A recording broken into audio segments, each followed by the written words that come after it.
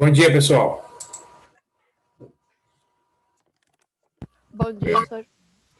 Peço desculpas pelo atraso aqui, tive um probleminha na minha conexão aqui, então, não sei, está meio instável aqui, então se já, já deixo de aviso aqui que se cair a conexão é porque estou com um problema na internet, tá?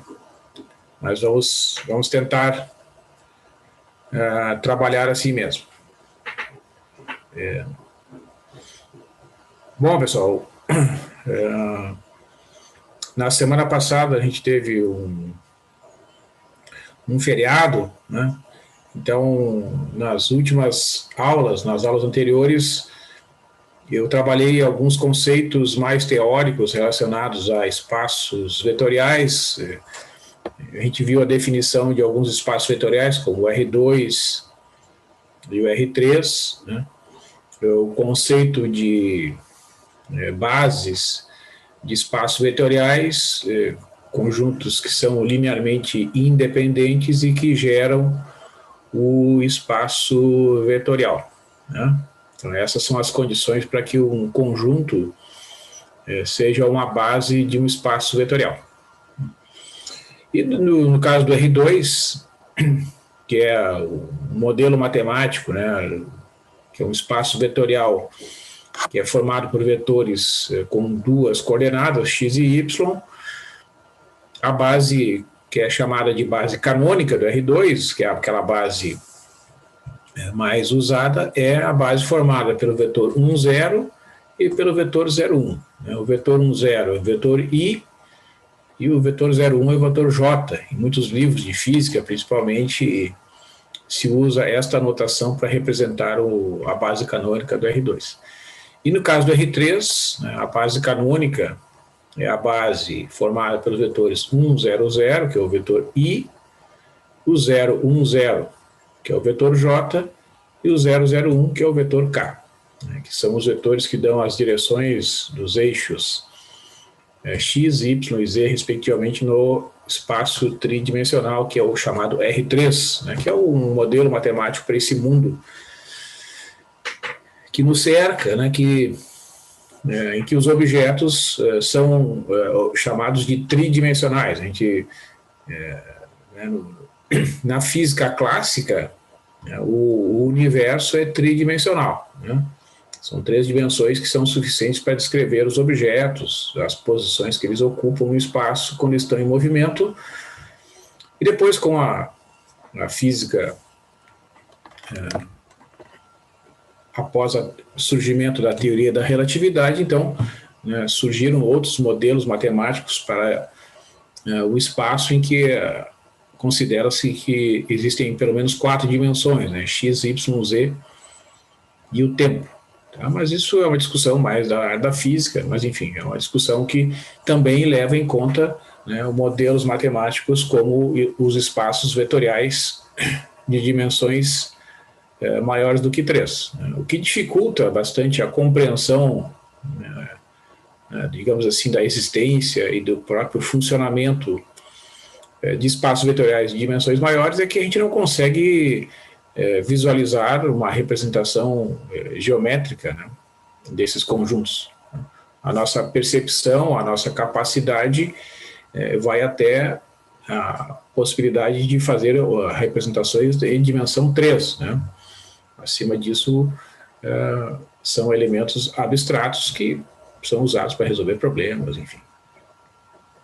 Então, para a gente retomar esses conceitos de bases e espaços vetoriais, conjuntos geradores, eu vou pegar ali da apostila alguns exercícios, né, e vou tentar resolver ali. Não sei se vocês têm alguma pergunta, pessoal, sobre algum assunto que vocês tenham, algum exercício que vocês tentaram resolver, alguma dúvida sobre conceitos anteriores. Tudo certo? Uma outra pergunta, assim, de ordem administrativa. Vocês têm conseguido acessar ali os vídeos na playlist? Vocês têm feito essas tentativas, assim, de acessar ali para ver se estão funcionando os vídeos, não?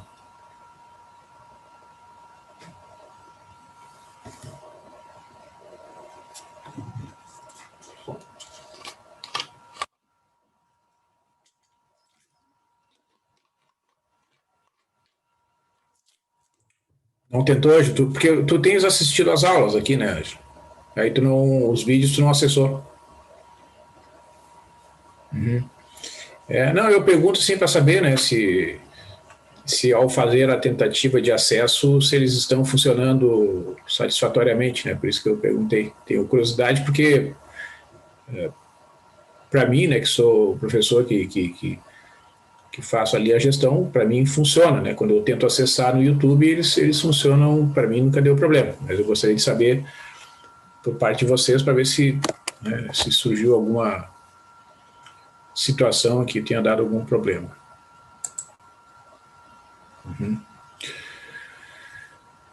Ok, então, obrigado pela. Eu vou. Então, deixa eu só. Eu vou acessar aqui e depois eu já compartilho, tá? Só um minutinho que eu, por causa da dificuldade aqui, eu me atrasei um pouquinho. Só um minutinho, eu já retorno aqui.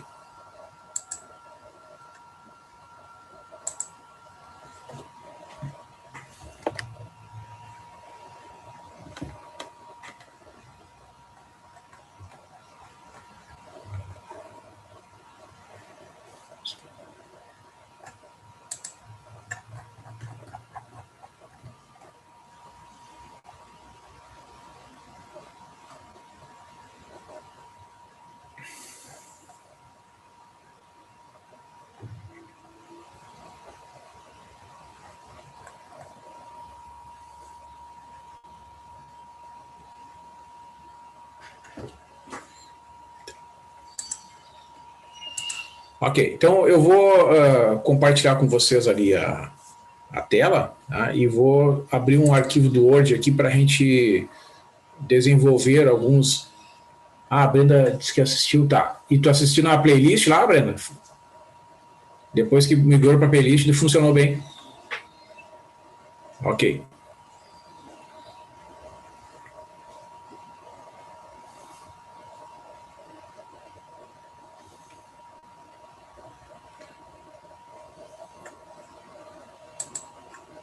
Então, deixa eu só abrir aqui o arquivo que eu preciso abrir aqui antes.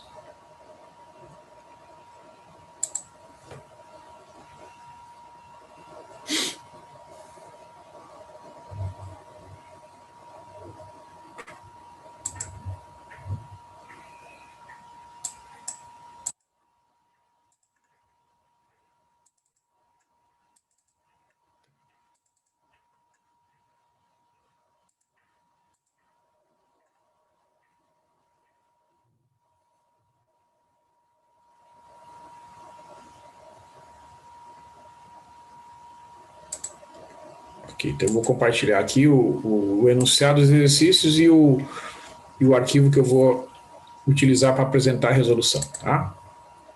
Então, assim, ó, se vocês têm aí a apostila de vocês, na página 54, né, tem alguns exercícios sobre cálculo, né, de coordenadas de um vetor numa certa base, tá? Então, por exemplo, vamos pegar aqui o arquivo, daí eu posso fazer aqui vou botar assim, aula de 20 de outubro, 2020, resolução, exercícios sobre bases, né? Então, eu quero saber ali no caso do exercício 1, né, que está lá na parte superior da tela, né? As coordenadas, quero calcular as coordenadas. Vou botar aqui mais para baixo aqui o arquivo.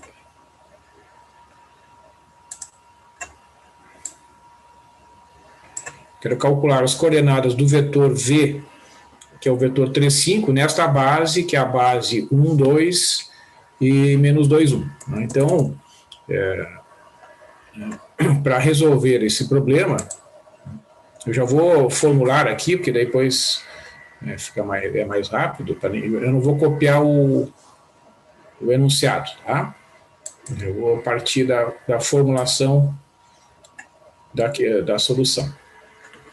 Então, quando eu tenho um vetor numa certa base, né, esse vetor vai ser um certo coeficiente vezes o primeiro vetor da base, que é o vetor 1, 2, mais um outro coeficiente. Então, para facilitar aqui, em vez de usar a notação A1 e A2, eu vou usar as coordenadas desconhecidas A e B. Tá? Então, vejam, eu quero que este seja o vetor resultante no 3,5. Né?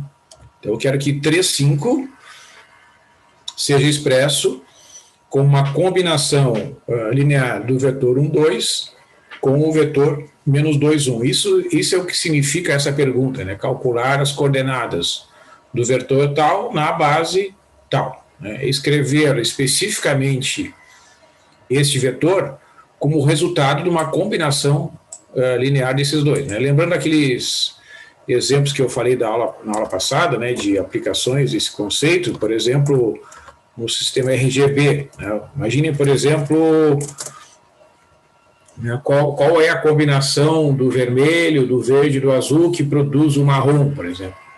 Né? A gente tem que pensar assim, né, que a nossa percepção, a nossa visão, né, ela nos diz que aquela cor é marrom, né, porque o nosso cérebro, o nosso sistema nervoso, ele processa aquela informação, né, e nos dá esta percepção, que é um resultado da nossa cultura, né, que a gente chama, aquela cor ali é o marrom. Né? Mas a matemática que está por trás, que, digamos, permite que o processador, que o engenheiro que construiu, que desenvolveu aquele sistema, ele consiga fazer uma combinação do vermelho, do verde e do azul que produza uma dada cor, no caso o marrom do exemplo. Né? Então, em cada uma das cores básicas vai ter um certo coeficiente, que essas três somadas vão produzir o marrom. Neste caso aqui, que é uma ideia semelhante, ó, eu quero que o resultado final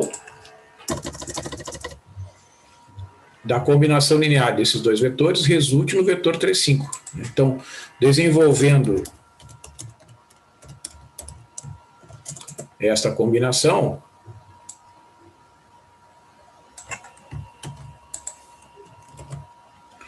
eu terei, multiplico o primeiro vetor por A, fica A e 2A. Né? Multiplico o segundo vetor por B. Aí alguém pode dizer assim, mas onde é que saiu esses valores A e B? Isso aí é uma coisa que a gente tem que pensar da definição, né, pessoal? O número de incógnitas que eu vou, para o qual eu vou formular o problema depende do número de vetores que tem na base. Como eu tenho 2 vetores na base, eu vou usar 2 incógnitas, A e B. Se fossem 3, seriam A, B e C e assim sucessivamente. Né? Muito bem, então, fazendo passo a passo aqui para a gente entender bem o processo. Né? Primeira coisa é calcular as multiplicações dos vetores da base por cada um dos seus coeficientes, e agora eu vou somar aqui, ó, né? Vamos botar aqui, somando as coordenadas correspondentes, teremos A menos 2B na primeira posição e 2A mais B na segunda posição. Eu vou apagar aquilo ali. A gente confere ali, ó. Primeira posição, A menos 2B. Segunda posição, 2A mais B. Então, a primeira coordenada ou a primeira posição A menos 2B será igualada à primeira coordenada do vetor que aparece do lado esquerdo. Né? Então, e a segunda coordenada, a mesma coisa. Então, eu vou resolver um sistema de equações com 2 equações e 2 incógnitas.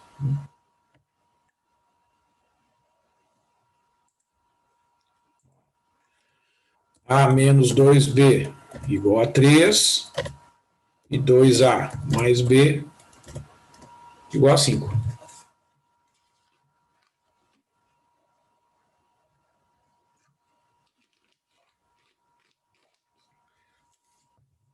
Bom, então, assim, cada vez que a gente resolve um problema desse tipo, a gente tem que resolver um sistema de equações, e ao resolver o sistema de equações, o método mais eficaz, o método mais eficiente é o método de eliminação de Gauss, né, que a gente já viu, aí discutimos aí no curso. Então, o que a gente pode observar, neste caso aqui, que é um sistema 2x2, né, a gente pode observar que, neste caso aqui, como os coeficientes da incógnita B são de sinais contrários, e o coeficiente aqui do B, na primeira linha, é menos 2, né, eu posso fazer simplesmente uma adaptação e a linha 2 multiplicada por 2 somada com a linha 1. Né? Então, eu vou fazer o seguinte, eu vou fazer a linha 2,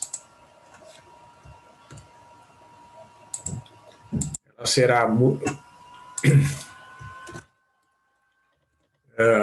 substituída, né? Eu vou fazer uma combinação linear, eu vou botar aí o sinal de igual aqui nesse sentido, né? A linha 2 igual, para facilitar aqui, igual a linha 2 vezes 2 somada com a linha 1. Assim.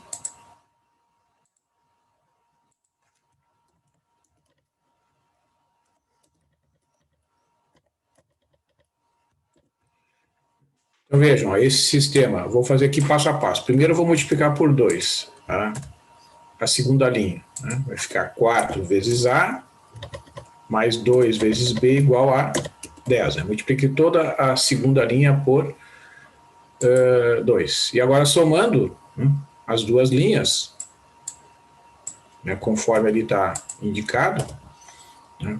Ó, aqui vai ficar na segunda linha 5 vezes A,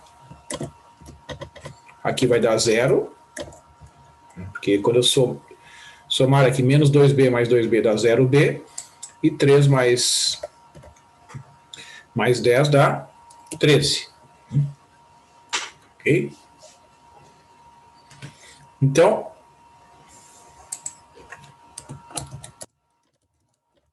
eu concluo que o A deve ser 13/5. A igual a 13/5.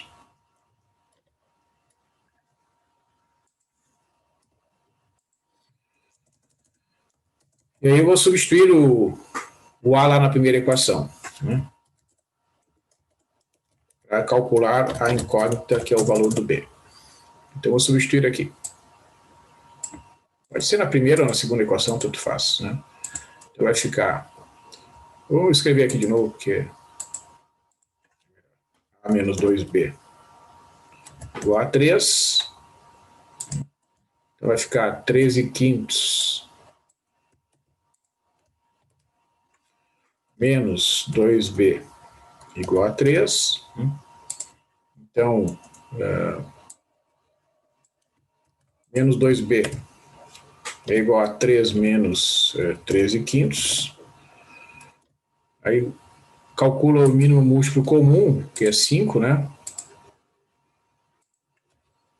Aqui vai ficar 5 vezes 3, que é 15, menos 13, que é igual a 2/5. Né? Então, o B, vamos copiar aqui para outra página.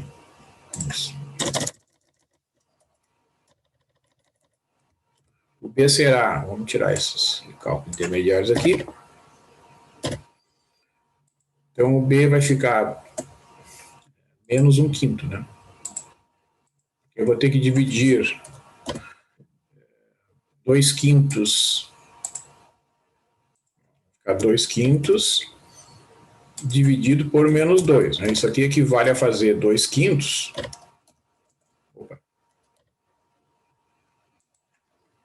2/5 vezes menos 1/2. Então, simplificando ali, vai ficar menos 1/5. Então, acho que é a conclusão. E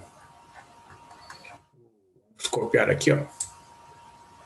E vou substituir os resultados nas respectivas posições. Aí a gente faz a verificação, né? 13/5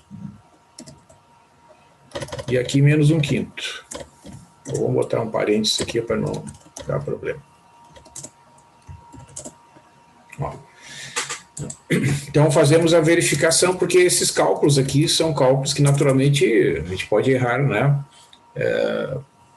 Na resolução do sistema, errar um sinalzinho. A gente pega o resultado, né, e desenvolve. Né? Fazendo essas contas aqui, que estão do lado direito da igualdade, o resultado tem que ser, no final, o vetor 3,5. Né? Então, multiplicando aqui o primeiro vetor por 13,5, aqui 13,5 vezes 1, 13,5 vezes 1 vai dar 13,5. 13,5 vezes 2 dá 26,5. Mais, aí vem o segundo vetor, que é o vetor resultante da multiplicação. Menos 1/5 vezes menos 2 vai dar mais 2/5. 2/5. E menos 1/5 vezes 1 dá menos 1/5, na segunda coordenada. Então, somando as quantidades correspondentes, né? Vamos fazer passo a passo aqui, ó, vai ficar 13/5 somado com 2/5 e 26/5. Opa! 26/5 menos 1/5. Vai ficar 15/5, que vamos escrever aqui. 13 mais 2 dá 15. E 26 menos 1, 25/5. Que é, no final das contas, 15 dividido por 3 dá, 15 dividido por 5, desculpe, dá 3. E 25 dividido por 5 dá 5, né? Que é exatamente o vetor V. Então, realmente, né, isso comprova que este vetor, nesta base, é expresso por esta combinação linear aqui. Né? Então, como é que a gente representa, né? Qual é a notação que a gente utiliza quando é este o resultado? Bom, tem várias formas, né? Vamos escrever aqui, vamos representar, vamos dar um nome para essa base, de B. Né? A base formada pelo vetor 1, 2 e pelo vetor menos 2, 1. Tá? Então, a gente vai dizer também que essa base aqui é formada pelo vetor, que é o vetor U1 e o vetor U2. Por que eu estou chamando a atenção disso, pessoal? Porque nesses casos aqui, né, esses conjuntos são chamados de bases ordenadas. Né? Então, o primeiro vetor é o vetor 1, 2. Né? Porque na teoria de conjuntos, escreve elementos de um conjunto, não faz diferença a ordem. Tá? O conjunto A, B é igual ao conjunto B, A. Mas quando se trata de bases de espaços vetoriais, a ordem dos elementos na base faz diferença. Tá? Então, o que isso quer dizer? Nesta base,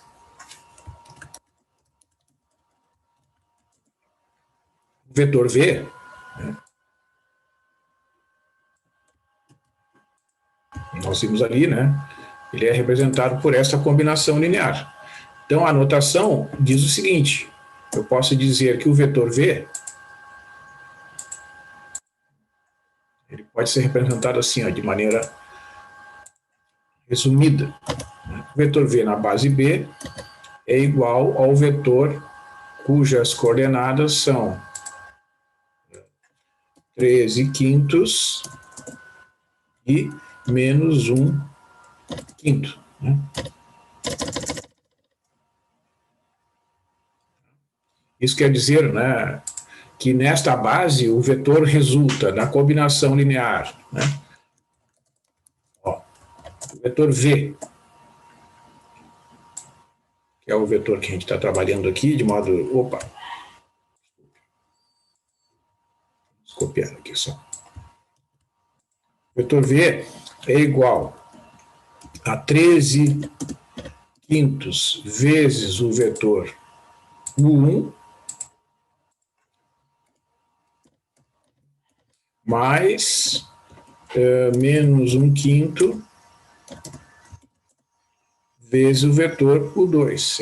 Esse é o significado, esse é o sentido, né, desta notação. Tá? A gente tem que procurar abstrair, certo? E enxergar que aqueles números que aparecem ali, né, o 13/5, que é o valor do A, e o menos um quinto, que é o valor do B, eles são as proporções, digamos assim, que tu tem que jogar com os elementos da base para que o resultado final seja aquele que tu deseja. No caso, é o vetor 3, 5.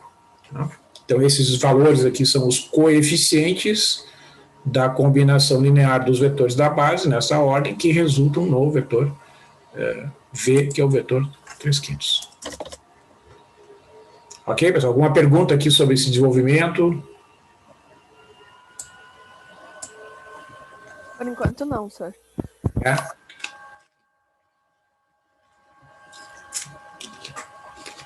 Muito bem, então tá. Vamos seguir aqui então. Deixa eu só botar mais umas páginas em branco aqui para não ficar voltando.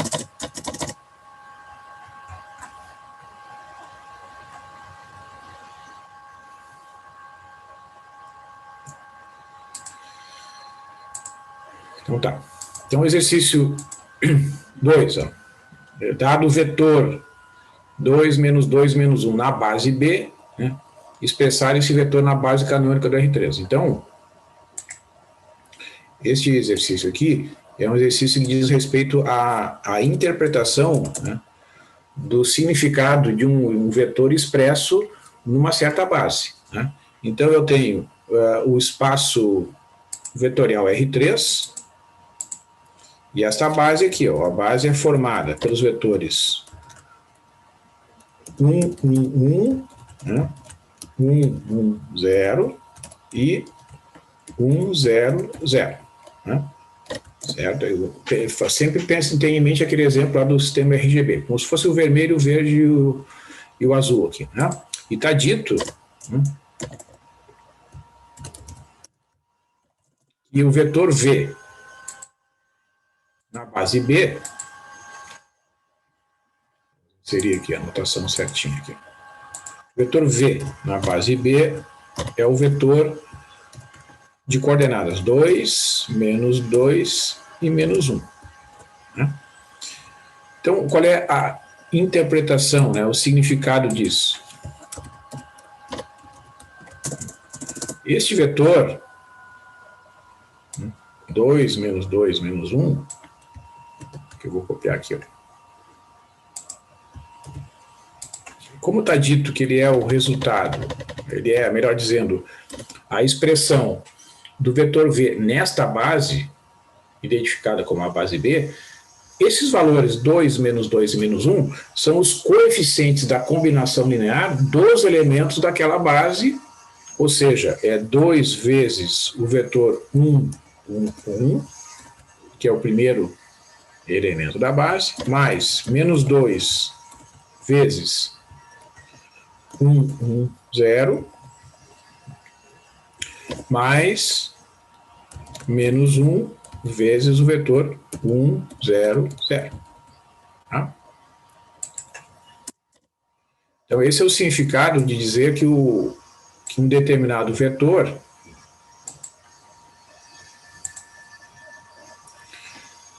numa certa base, que no caso ali é identificada como a base B, tem coordenadas tais, tais, tais. Né? Então, cada uma das coordenadas está multiplicada pelo vetor que de acordo com a posição que ele aparece lá. Ó. 2 vezes o primeiro vetor, mais menos 2 vezes o segundo vetor, mais menos 1 vezes o terceiro vetor.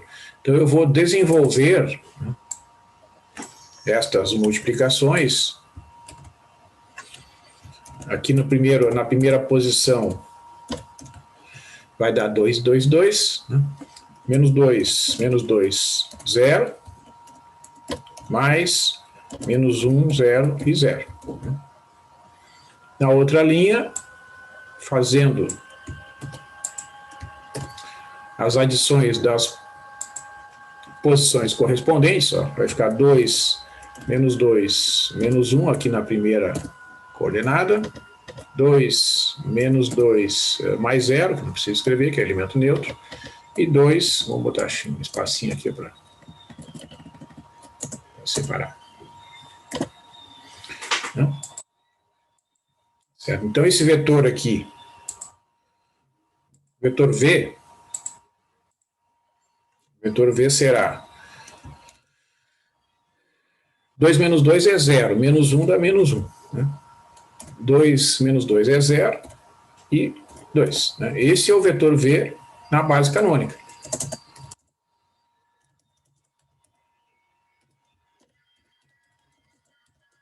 R3. Né? Então, significa que aquele vetor que originalmente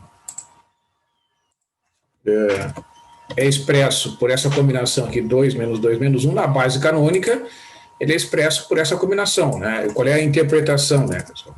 Que o vetor é o mesmo. Ó, esse vetor aqui,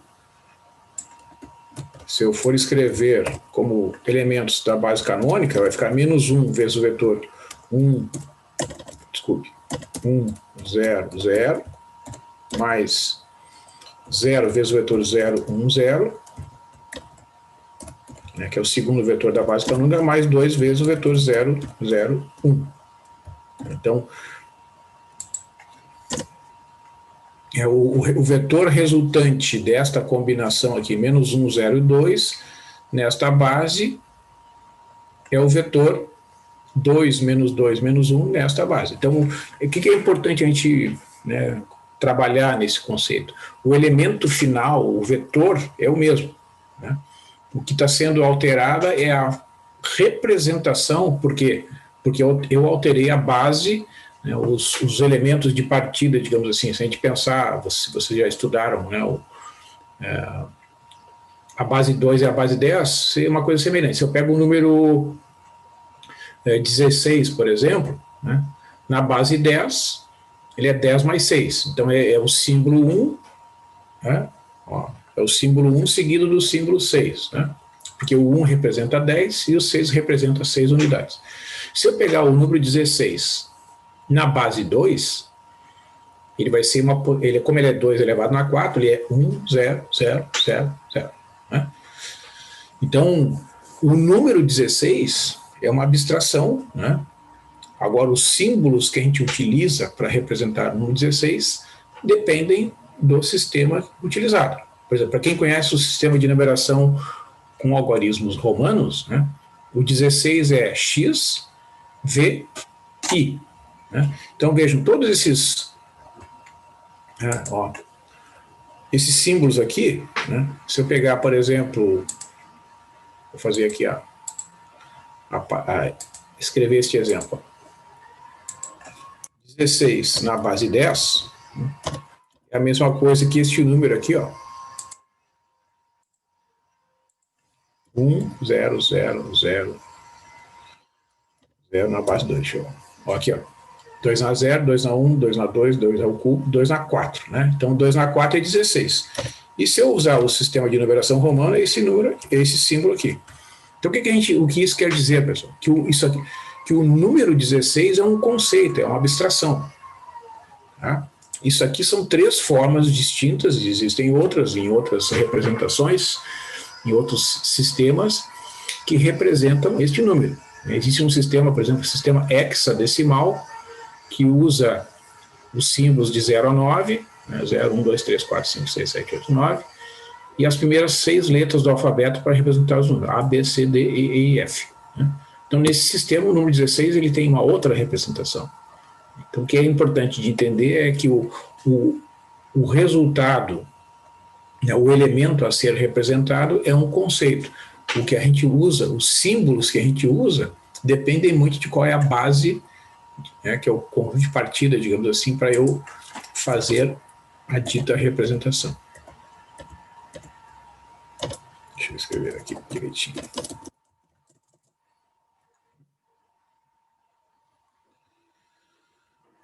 Muito bem. Alguma pergunta?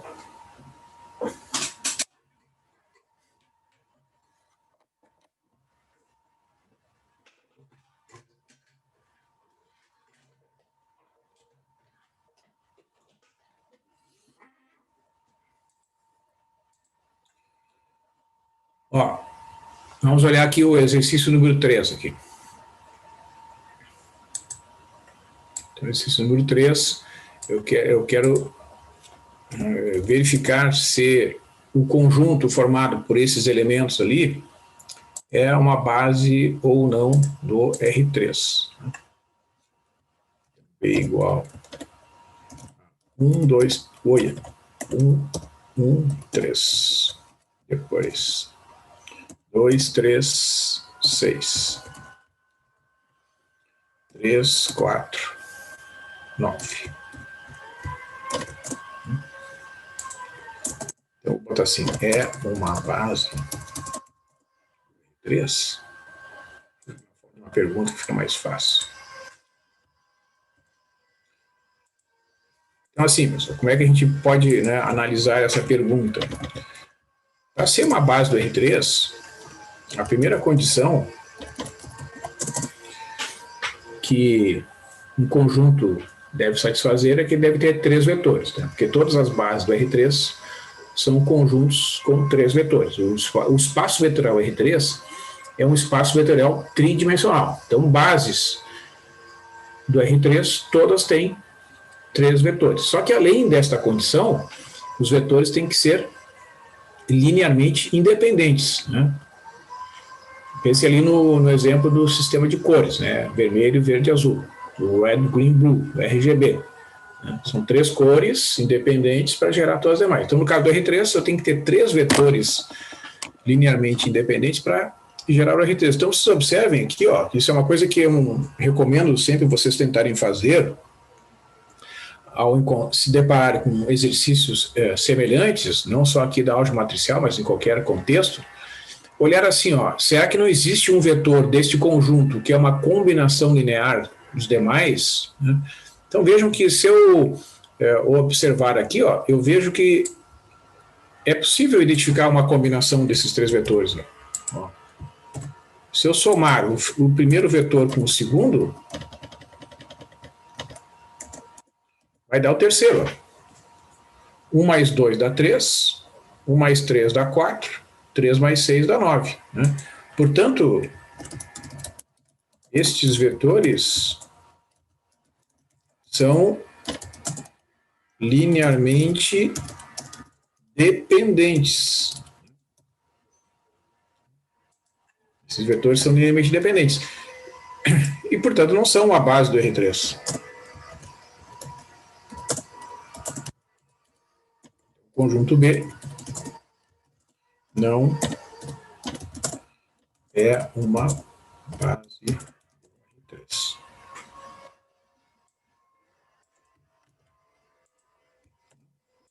Então, essa é a primeira coisa que você deve tentar fazer para responder essa pergunta. Vamos supor que vocês não conseguiram enxergar a combinação, né?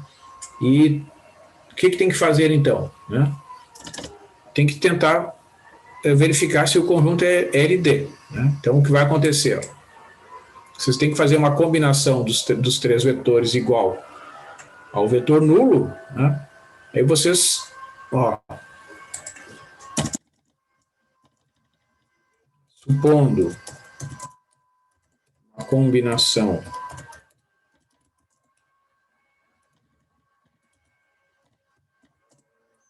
vou copiar aqui para rápido. A vezes o primeiro vetor, mais B vezes o segundo vetor, mais C vezes o terceiro vetor, igual ao vetor 0, 0, 0. Então, vocês têm que desenvolver esta combinação aqui, vocês vão verificar que é possível encontrar uma solução diferente da trivial. Né? Vamos fazer aqui o desenvolvimento, quer ver? A gente vai encontrar aqui Bom, vamos fazer aqui passo a passo. Multiplica por A, multiplica por A. Aqui multiplica por B. 2B, 3B, 6B. 3C, 4C e 9C. Então vai dar, somando aqui, na primeira coordenada, A mais 2B, mais 3C. Né? A gente, na segunda coordenada, A mais 3B mais 4C. E na terceira coordenada, 3A mais 6B mais 9C. Né? Então, vou deletar isso aqui. Vou botar uma fonte menor aqui para ficar mais bonitinho. Então, o que vai acontecer? Eu tenho que resolver um sistema homogêneo resultante das igualdades que eu vou estabelecer entre as coordenadas correspondentes. Né? Então, eu vou ter aqui, ó, A mais 2B mais 3C igual a 0. A mais 3B mais 4C igual a 0. E 3A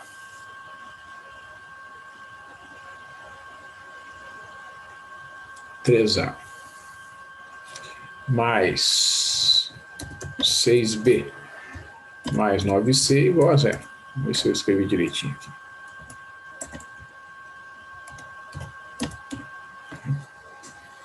A mais 2B mais 3C, que é a primeira equação. A mais 3B mais 4C, a segunda, igual a 0, a segunda equação. E 3A mais 6B mais 9C igual a 0, a terceira equação. Ok. Então, a gente vai fazer a linha 2 menos a linha 1, porque daí vai eliminar o A. Né? Então, a linha 2. Vamos escrever assim de forma sucinta, né, para economizar aqui o esforço. Ó. Linha 2 recebe linha 2 menos linha 1, porque daí vai eliminar o A. Né? E a linha 3... Vou botar lá para baixo. E a linha 3 vai receber a linha 3 menos 3 vezes a linha 1. Porque daí quando eu multiplicar por menos 3 e somar aqui, ó, o A vai ser eliminado. Tá? Então, vamos ver o que vai acontecer. Vamos fazer aqui passo a passo esse cálculo. Ó. Linha 2, os coeficientes são 1, 3 e 4. E 0. Aqui vai ficar menos 1 igual a 0. 3 menos 2 igual a 1. 4 menos 3 igual a 1. E 0 menos 0 igual a 0. Né? E aqui, ó, linha 2, desculpe, linha 3 aqui, ó, vamos corrigir aqui que eu fiz um Ctrl C aqui. Vou fazer passo a passo aqui, ó. Linha 3, linha 3, 3 menos 3 vezes 1. Vai dar 0. Depois, 6 menos 3 vezes 2, também dá 0. E 9 menos 3 vezes 3 também dá 0. E na última linha, 0 menos 3 vezes 0, que é 0. Porque quando a gente faz multiplicações, né, com elementos iguais a 0 e faz as subtrações, dá sempre 0. Então, o que aconteceu aqui, né, pessoal? Aqui, ó, eliminou o A, ficou B, ó, mais C igual a 0, né? B mais C igual a 0. E aqui ficou tudo 0. Vou botar aqui. Então, lembra, quando a gente usa o método de Gauss e numa linha dá 0 igual a 0, significa que o sistema é possível e indeterminado, né? Sistema possível e indeterminado. Tá. Então, na segunda equação, eu concluo que o C é igual a menos B, eu posso expressar o C em função do B, né? C igual a menos B. E na primeira equação, eu posso substituir lá o C por menos B, vai ficar, fazendo as continhas aqui, ó. O C é menos B, então vai ficar menos B aqui, ó. Multiplicando isso, vai ficar A mais 2B menos 3B igual a zero, né? Então vai ficar A menos B igual a zero.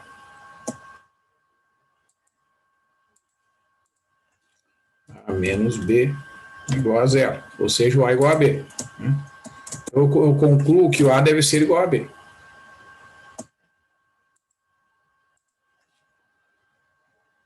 A igual a B. Então, se o B for 1, né, eu tenho uma solução A igual a 1 e o C igual a menos 1. Então, vamos supor que o B seja igual a 1. Né, que facilita aqui. Certo? Então, o A vai ser 1. Vou copiar aqui para... O A vai ser igual a 1. Eu posso supor, né, qualquer valor de B, então eu escolho um valor de B diferente de zero, né, para mostrar que o conjunto é LD. Né, e o C é menos 1. Então, eu encontrei uma combinação dos três que dá zero com os coeficientes diferentes de zero, portanto, o conjunto é linearmente dependente, né, que é exatamente essa combinação que eu mostrei lá no início. Né, é exatamente essa aqui. Ó.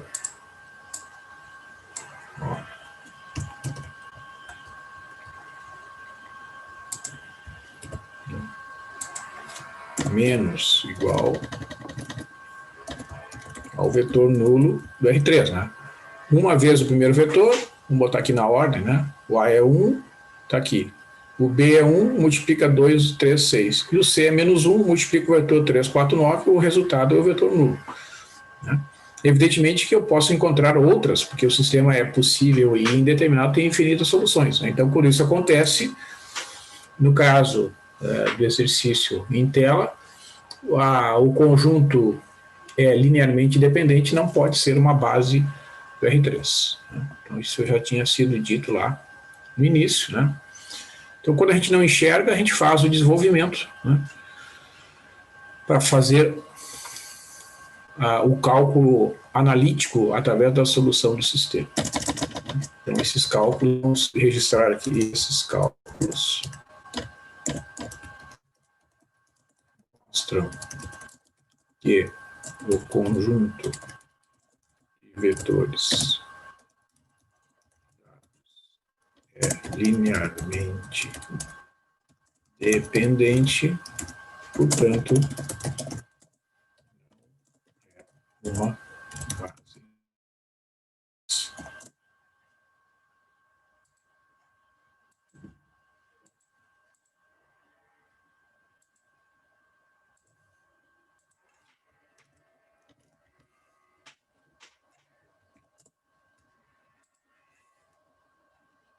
Ok, pessoal? Alguma pergunta?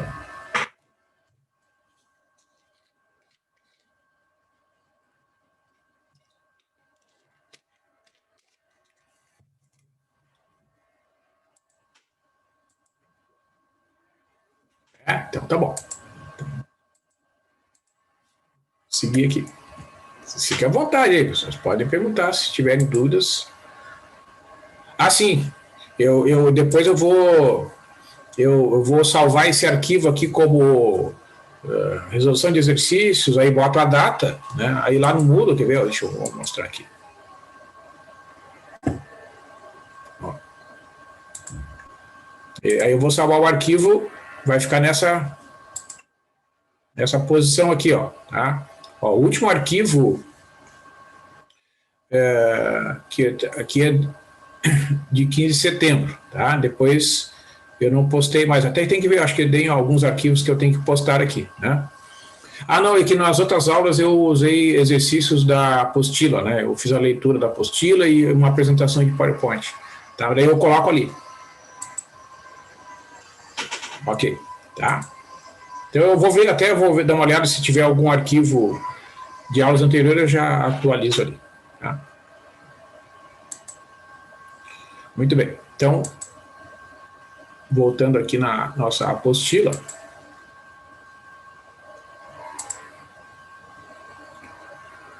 Ah, o trabalho 2, sim, eu quero ver se consigo liberar hoje, tá? Quero ver se consigo fazer um trabalho sobre esses conceitos aqui de vetores que são de conjuntos LI e LD conceito de base, quero ver se já consigo colocar hoje à tarde, tá? Daí eu aviso vocês, através do próprio Moodle ali.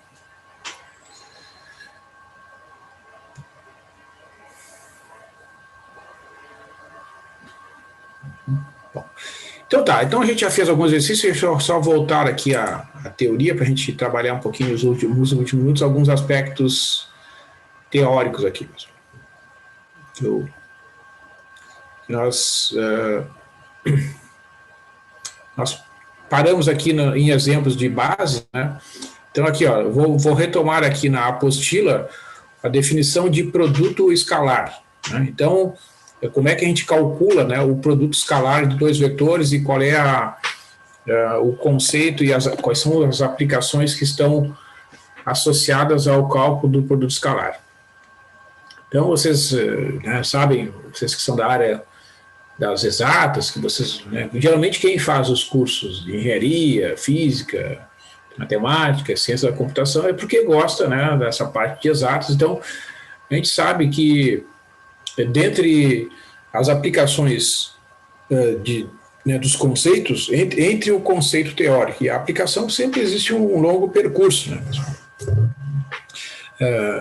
No caso do produto escalar, né, ele foi desenvolvido a partir aí do início do século XIX. Né? Então, dentro de vários problemas da matemática, né, um dos problemas muito importantes que impulsionou muito o desenvolvimento da teoria da matemática foi um problema conhecido como problema de condução de calor, né? Então, quando tu aquece, por exemplo, quando tu aquece a água que está dentro de um tanque, né? Então, como é que esse calor que é fornecido ali através de algum processo é transportado para as moléculas de água, né? Então, se tu pega uma barra de ferro, imagina um lingote de ferro que é levado lá para uma siderúrgica, né, para ser deformado, para adquirir uma certa forma, que vai ser uma peça que vai ser colocada, por exemplo, numa obra de construção civil, ou uma chapa de aço que é deformada para ser moldada e fazer um capô de um carro, né? Então, essas peças todas passam por processos de calor, né? É necessário usar o calor para transformar uma peça que tem uma certa forma numa outra peça que tem uma outra forma. Então, isso consome energia, isso tem muito custo, né? E com o passar do tempo foram sendo estudadas as formas de condução de calor e tem muitas aplicações no desenvolvimento, né, de tecnologias que permitem descobrir formas de transmissão de calor que são mais econômicas, né?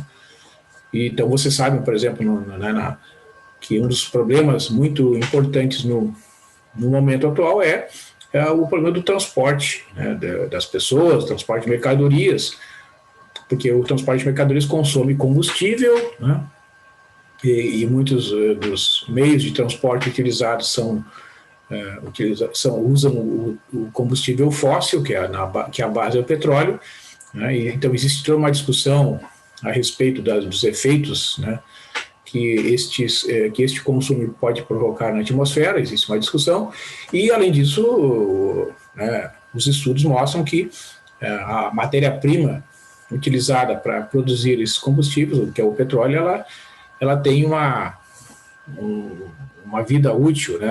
Existe uma reserva no planeta e que possivelmente daqui a alguns anos ela vai acabar. Então é necessário desenvolver, né, novas formas de produzir energia.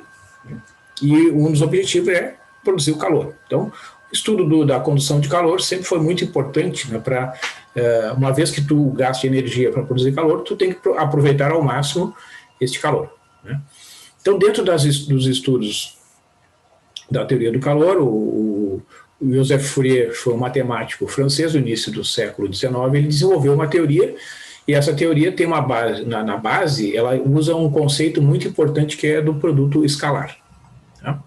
Então, eu não vou entrar na teoria do Fourier, porque a gente teria que estudar muita coisa antes, mas eu vou mostrar para vocês uma versão do produto escalar, no caso do R2 e do R3, que tem muita importância no nosso dia a dia, né?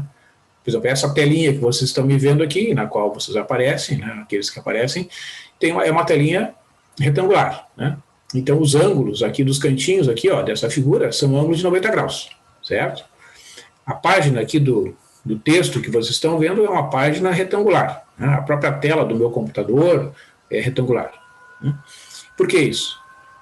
Existe uma razão. Né? As paredes da minha casa, né? Das casas onde vocês moram, os móveis que a gente utiliza, vocês estão vendo ali a imagem da janela, né? É retangular. Por quê?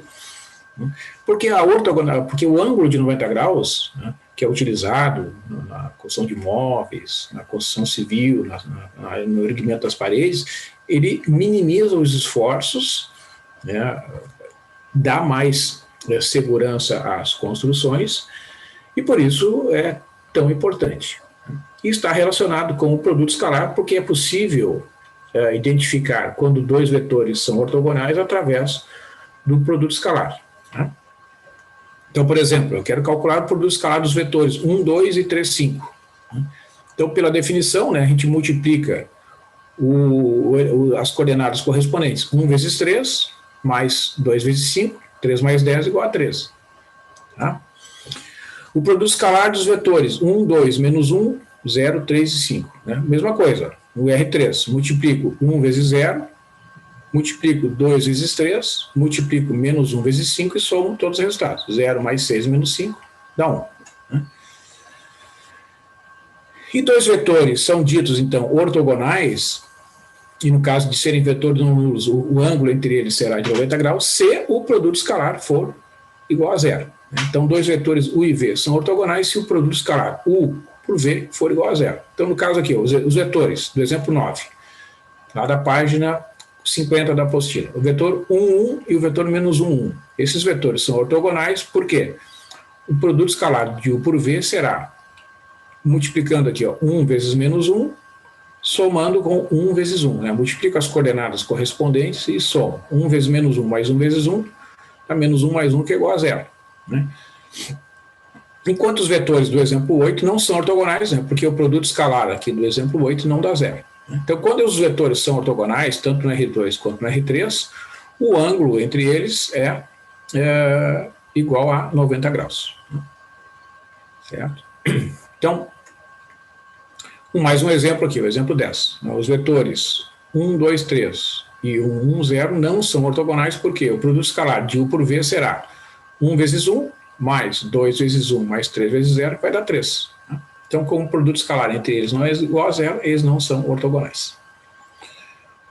Ó, então, vem aí o conceito de conjunto ortogonal. Então, o conjunto de um espaço vetorial é ortogonal se o produto escalar VI, VJ é igual a zero para cada par IJ com I diferente de J. Por exemplo, esse conjunto aqui, ó, vamos copiar aí, ver se eu consigo copiar. Eu vou fazer o cálculo aqui.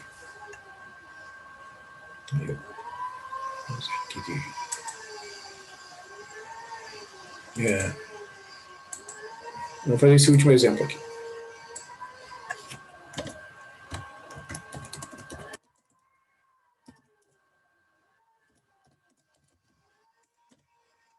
Vamos inserir aqui o exemplo.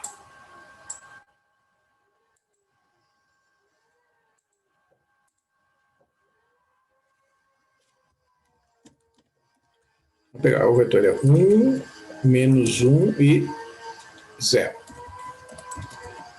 2, 2 e 4. 4, 4 e menos 4. Este conjunto é um conjunto ortogonal. Tá? Então vejam, ó, vamos fazer aqui a verificação, né? Ó. 1, 1, opa, menos 1, 0. Aí eu uso o símbolo do produto escalar, que é um pontinho, tá? Mais ou menos ali na altura, né, do ponto médio ali, né, da altura do símbolo da letra ali.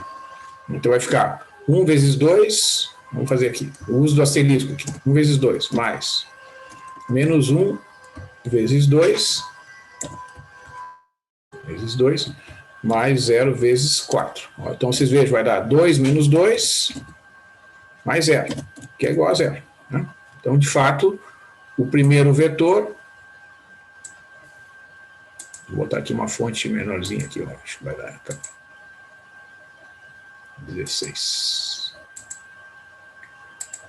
Agora pego o primeiro vetor com o terceiro. Vamos inserir um outro produto. Vamos copiar aqui, que daí eu modifico. Faço o produto escalar do vetor. O primeiro com o terceiro. Então fica 1 vezes 4, mais menos 1 vezes 4, mais 0 vezes menos 4. 4 menos 4, mais 0, que dá 0. Então, de fato, esse produto escalar também é igual a 0. Então, o primeiro vetor é ortogonal ao segundo e o primeiro vetor é ortogonal ao terceiro. Agora faço o produto escalar do terceiro com o segundo, ou do segundo com o terceiro, tanto faz. Então, 2, 2, 4, com o produto escalar com o quarto, 4, menos 4. Então, 2 vezes 4, mais 2 vezes 4, mais menos, vamos fazer na ordem aqui, né? 4 vezes menos 4. Multiplico as coordenadas correspondentes e somo. 8 mais 8 menos 16, que é igual a 0. Então, de fato, o primeiro vetor é ortogonal ao segundo, o primeiro vetor é ortogonal ao terceiro e o segundo vetor é ortogonal ao terceiro. Então, como os vetores são ortogonais 2 a 2, os vetores são ortogonais 2 a 2, portanto, o conjunto de vetores é ortogonal.